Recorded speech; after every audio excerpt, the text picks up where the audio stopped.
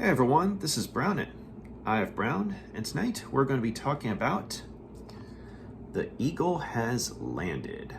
So before we get into it, I just want to give a shout out to my dad and say thanks for letting me borrow this, because this was one of his favorite World War II movies, and once I got around to sitting down and watching it, I could definitely see why. It has an excellent cast and a really good story full of twists and turns. So once again, thanks, Dad. Let's get into it. So the story begins in November of 1943, towards the tail end of World War II, in which the Nazis were on the losing side of things and the Allies were winning. But the Nazis were not yet out of tricks, and the upper echelon has decided to go through with a rather daring plan to kidnap Winston Churchill from Allied territory and bring him over to Germany and hold him hostage, so that way the Nazis can negotiate a surrender with the Allies, but on their terms. And so the reason that they decided to go through with this, besides desperation, is because a very similar plan had been enacted and successfully carried out, wherein a squad of German paratroopers had gone into enemy territory to free Benito Mussolini from a mountainside fortress that had been occupied by the Italian resistance. And so once they got Mussolini out of there and brought him back into Nazi territory, they realized that, hey, if we can do this for one of our own, why not try and do this for one of the Allied bigwigs? And so in some ways they figured, okay, there's not much to lose here. There's not much in the way of a loss if it fails, but if we carry this out, then we hold all the cards. And so in order to go carry this out, they get a man by the name of Colonel Kurt Steiner, played by Michael Caine, who is an exemplary military officer, but has unfortunately found himself in prison due to a rather harsh altercation with members of the SS. And so the upper echelon makes Steiner an offer. Basically, if he and his men agree to go through with this and successfully carry out the operation to kidnap Churchill and bring him back into Nazi territory, then they will drop all charges and restore, military honors and rank. And so Steiner, once he confers with his men and they all agree, they go through with the mission. And so once all the double agents are in place on the island where Churchill's going to be heading towards, because he has a vacation home on the island, the double agents are in place. All the information is relayed to the upper echelon, and so the squad led by Steiner heads over to the island, and they're disguised as Polish soldiers on a training exercise. And so they scout the area out, find all the risks and all the best spots to set things up. And so things seem to be going according to plan. I mean, they've ingratiated themselves with the locals and all that, but things go awry when one of the German soldiers, albeit still in disguise as a Polish soldier, is killed while rescuing a girl from drowning. And so the good news is the girl is saved, but the bad news is, in the process, this soldier's Polish uniform is torn up, and everyone, including everyone in the village that's present, clearly sees the German uniform. And so at this point, Steiner and his men take the whole island hostage. I mean, all the people in the island hostage. And so this is a snag that really messes with the plans that they have, but they're going to try and do their best to still carry out the mission. And this is unfortunately something that is not going to be so easy, because one, the timetable's been moved up, and two, some of the civilians have managed to make it to a part of the island where there's a small contingent of American soldiers, and has told them, what's going on. Albeit they don't know about, the plan to kidnap Churchill, but they know that German soldiers are on the island, and they've taken the people hostage, and so kind of the question is, okay, who's going to come out on top here? Are the Allies going to be able to come up with a plan to counteract the Nazis, or are the Nazis going to be able to, against all odds, carry out their plan to kidnap Churchill? And so that's the basic setup of the movie, the basic plot. And I gotta say, this movie was, I figured it was going to be a good movie, at least. I mean, what with all the people involved in it, but I didn't expect this to be as suspenseful as it was, because there's a lot of twists and turns here. 1 minute, the Nazis, the German soldiers, led by Michael Caine's character, 1 minute they're on top of things, but then the next minute the Allies are on top of things, and it just keeps going back and forth, and it's just like, whew. But yeah, so I really enjoyed this. I mean, a lot more than I thought I would. And it's got, as I said, I mean, this has a really fine cast here. I mean, of course, you've got, Michael Caine playing the lead character of Colonel Steiner.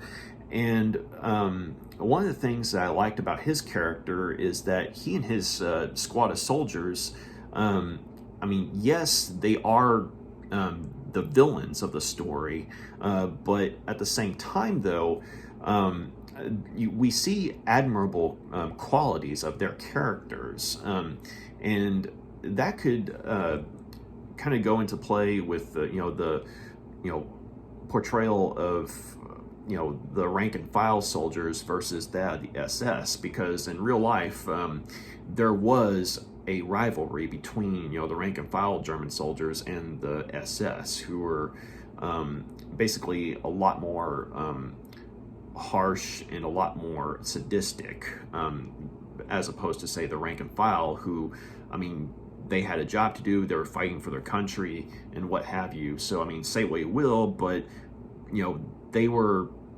fighting for their country, as opposed to, say, the SS, who were just they basically got off on being bastards. And so the film actually did a very good job of portraying that rivalry. I mean, it didn't focus on that in its entirety, but in the moments that it did, you really gained an appreciation for the character of Steiner, because, I mean, once again, I mean, yes, he is on the German side and thus is a villain, but at the same time, though, you do see some admirable qualities. Like, there are points where he and his men, while yes, they do take the island hostage, or the civilians of the island hostage, they go out of their way to try and minimize any sort of casualties. They don't go out of their way to kill civilians when the shooting starts, as in once they're going up against the American force, the small group of American forces on the island, they're focused on the American forces, as opposed to, say, trying to shoot through the civilians, that kind of thing. So it's like there's a sense of honor that they have, which I thought was pretty cool. But and then again, once the American forces come into play, they're not the focus of the story, but at the same time, though, I did appreciate how there was a sort of contrast between certain characters, because one of the things that the movie does a good job of showing is, I mean, like I said, there was the rivalry between the SS and the rank and file on the German side, but you also see something similar going on with the let's see, yeah, the colonel who's in charge of the American forces on the island, and then you have his captain, who is portrayed as someone who is a lot more competent than the guy who's supposed to be in charge. And the colonel is a guy named Colonel Pitts, and he's played by Larry Hagman, J.R. Ewing from Dallas, of all people. But he's basically a guy who has been sitting on his keister, for a majority of the war. But once he finds out that there are bona fide Germans on the island, he throws caution to the wind, and basically sends all his guys over there, and wants a front row seat to the proceedings. But on the other hand, though, the character of Captain Harry Clark, played by Treat Williams, is the guy who's, trying to, argue for caution and logic here.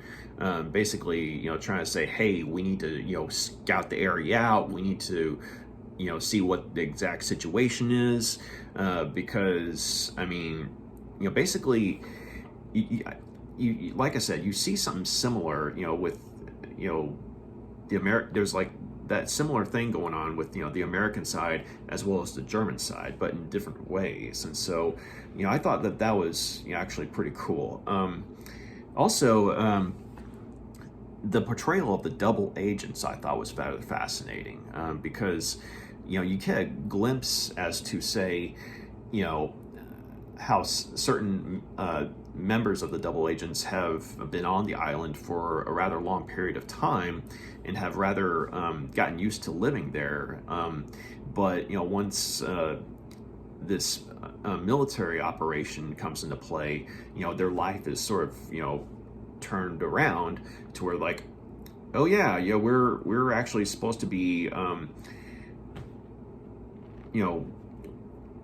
carrying through with the Nazis here. So you kind of see that little dose of harsh reality come into play.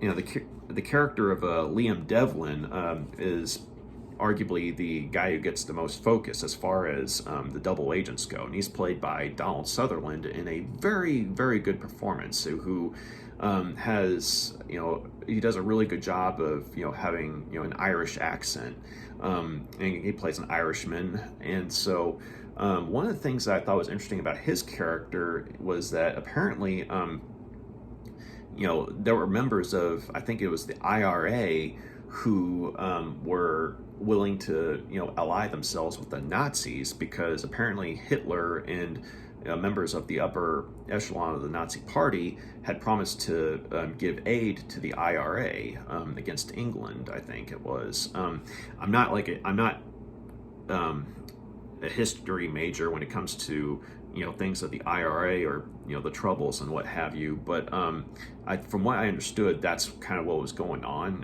and I thought that was a rather interesting little tidbit there. And so you get like a little bit of exposure to a part of history that isn't often conveyed. But I thought that Devlin's character was rather intriguing in that regard, and he ends up befriending a few people in the village, and mainly a woman by the name of Molly, played by Jenny Agutter, and they end up actually falling in love. And so once again, once the Nazi operation comes into play, things are kind of thrown topsy-turvy as far as Devlin's ideas go, because yes, he is there to make sure that the military operation goes through as planned, but at the same time he didn't really count on falling in love with anyone. So I thought that was intriguing. But yeah, this was so you have like all these I guess you could say bits where you see the conflicting ideas and struggles with I guess you could say the loyalties of all these parties involved. And so, and like even like on the side of good, you have I guess you could say your antagonistic figures, but on the side of evil you have dare I say it, people who in other circumstances might be considered heroic. Case in point, the the soldiers who try to go out of their way to spare the civilians, or rescue the girl who is drowning, and so on and so forth. And then on the other hand, though, you have the basically power-hungry colonel on the American side of things, who in another movie would be considered a villain. But no, so I really liked how you have these all these subversions of expectations, and you also have actors like Donald Pleasance, Robert Duvall, and a whole bunch of people. And I did like the character of Hans, who was basically Steiner's second in command. He was played by someone named Sven-Bertil. I hope I'm saying his name right, but I liked his character because you basically saw that there was a sense of loyalty with his character, as well as the rest of the squad, to the character of Steiner, as played by Michael Caine. And it's like Michael Caine and the actors who played the German paratroopers that he was in charge of, I mean, I really bought the fact that they were a military unit who had served together for a long period of time during World War II. And so that camaraderie carried over. And I also, even though like he wasn't the main focus of the movie, I did like Treat Williams as Captain Henry Clark, because like he comes across as someone who, I mean, yes, he's a captain and all that, but he comes across as someone who was definitely not expected. He didn't expect to find himself in a situation where he was having to take charge of things, to go up against enemy forces, especially in Allied territory. But he nonetheless, handles himself much better than the colonel of Colonel Pitts, as played by Larry Hagman. And so I liked how you saw him kind of putting two and two together. And so and once again, it's like there's this sort of back and forth. Like 1 minute the German forces are on top of things, and then you have the American forces who are on top of things. And so you get the moments where Clark and Steiner have an interaction or two, and you really see that in some ways they hold some respect for one another, because they both realize that, hey, we're both fighting for something that we believe in, and we both recognize that we're outside of this, we're probably not bad guys, but we are at odds, and we're going to do our best to see who comes out on top here. And so I thought that was pretty cool, though. And so yeah, this was just a really well done movie. I really enjoyed it, and there were moments where I was kind of on the edge of my seat. I don't want to spoil things too much, but it's just when you get to the end of the movie, or towards the end, it's like everything that can go wrong does go wrong. It's almost like for both sides. And it's one of those things where it's like, okay, obviously the real Winston Churchill was never captured or anything like that, but in this particular instance of historical fiction, you're like, okay, what's gonna happen next? So yeah, this was I had a really good time with this movie. And I guess if I had to say that there was one problem I had with the movie itself, it was the aforementioned relationship between the character of Liam Devlin, Donald Sutherland's character, and the character of Molly, as played by Jenny Agutter. And it's not that I have any problems with the actors or their performances, because they were both really good. It's just that when it came to the love story side of things, the movie kind of slowed down a bit. I mean, not to a point where, say, the whole movie was ruined, but at the same time, it's like you get so caught up in all these, twists and turns between the Nazis and the Allies and their own internal conflicts, with one, amongst themselves.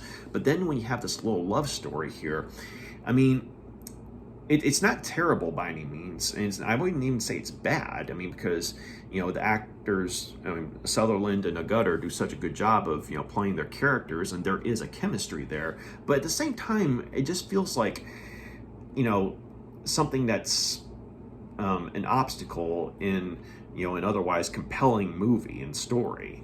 And I feel like the way their relationship was portrayed, basically the way they fall in love, it feels like it's too quick.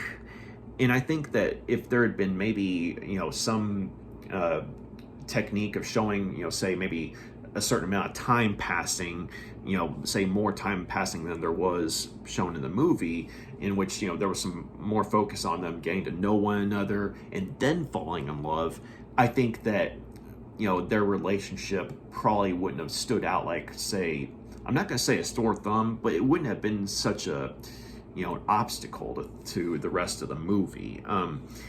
And so, yeah, I just think that, I mean, I see what they were going for, and for the most part, they actually succeed, especially, as the movie goes on and the situation gets more and more intense. But I just feel like that their portrayal of falling in love, the portrayal of the two characters falling in love, just, it was done too quickly. And I just think that if they had a little more time, to show that, I feel like there would have been a little more intensity as far as, their relationship goes, once things go awry. But overall, though, I mean, if the way I see it, if like that's the worst thing about the movie, then, and the rest of the movie was great, then it's not that much of a problem. It's one of those things where just be aware that that little love story could have been handled better, but the actors do, carry it. And, once things hit the fan, you actually do see, you get invested, as far as those two characters go. But the rest of the movie, though, the twists and turns, the plans and counter plans, that's the driving point of the movie. And the one other problem I would say is not so much with the movie, but with the DVD itself, because unfortunately, this particular release doesn't have anything in the way of subtitles, and there are moments wherein it's difficult to understand what some characters are saying because of, say, noise from explosions or tanks or jeeps or something like that. I mean, you're able to hear enough in those scenes to, you understand what's going on and you get the gist of what's being said. But there are moments where I had to, rewind it and, increase the volume, rather, high. And so, basically, there were moments like that where it was kind of like, dagnabbit, no subtitles. But, that was the only other, problem I could say. But I will say, though, this was this other thing, it wasn't a problem for me or most other people, I don't think. But just bear in mind, though, the movie is rated PG. But when it comes to the violence, though, when it say like, the gunshots and what have you, like when people get hit in this movie, it actually looks real, because, someone gets hit, there's actually quite a bit of blood. Some characters even get shot in the face or head. And I mean, it's not like all out gore fest or anything like that, but at the same time, for a PG movie, when you see something like that and say the amount of damage and blood that's shown, it's kind of like, whoa. Because on one hand, I mean, it definitely shows that war is hell, But at the same time, just bear in mind, you go watch this, it's PG, and you have, say, like a little kid watching this or something like that, that might be like, okay, you might want to, cover their eyes or something like that. So not exactly a problem, but just kind of like a slight word of warning. But no, this was an excellent movie, and I'm definitely willing to add this to, the list of classic World War II movies. Although I will say that this is more, say, like a case of an alternative to what actually happened in history, or something like that. Because as I said, Winston Churchill wasn't actually taken hostage or anything like that. But there were plans, and that the Nazis had to try and do stuff like that. And so this was definitely, sort of a case of, what if something like this had, not only been thought of, but had been carried out to the extent that it was in the movie. So very well done. The guy who directed this movie was a gentleman by the name of John Sturges, who had also directed the classic movies The Great Escape as well as The Magnificent Seven. And so he was definitely in good form here. And you watch this movie and you can definitely tell that it's in the hands of a veteran director. And it was written, the screenplay was written by a guy named Tom Mankiewicz, I think is how you say his name. But he was a screenwriter who had a hand in a few other acclaimed movies, some James Bond movies, such as The Man with the Golden Gun, as well as he was also one of the screenwriters for Superman 1 and 2, the Christopher Reeve movies, and the 80s movie Lady Hawk. And so you definitely had some good writing there. It was also based on a novel by a gentleman named Jack Higgins, and I regret to say I have not read the novel, but this movie, though, definitely made me intrigued enough to, at some point in the future, check the novel out if I can find it. But yeah, I'm going to go ahead and give The Eagle Has Landed 5 out of 5 stars. This was an excellent movie. And real quick, I forgot to mention, the reason it's called The Eagle Has Landed is because that in the movie, that's the code phrase that's relayed to the upper echelon of the Nazi party once the squad of German paratroopers makes it to the island. And so that's the reason the movie's called The Eagle Has Landed. That's the significance of the title. So, but yeah, excellent movie. And once again, 5 stars out of 5. So thank you very much for taking the time to check out my review. You got any questions, comments, please drop a line, let me know. And if you like what you see here, please feel free to subscribe. Thank you very much. Y'all have a good night. Bye.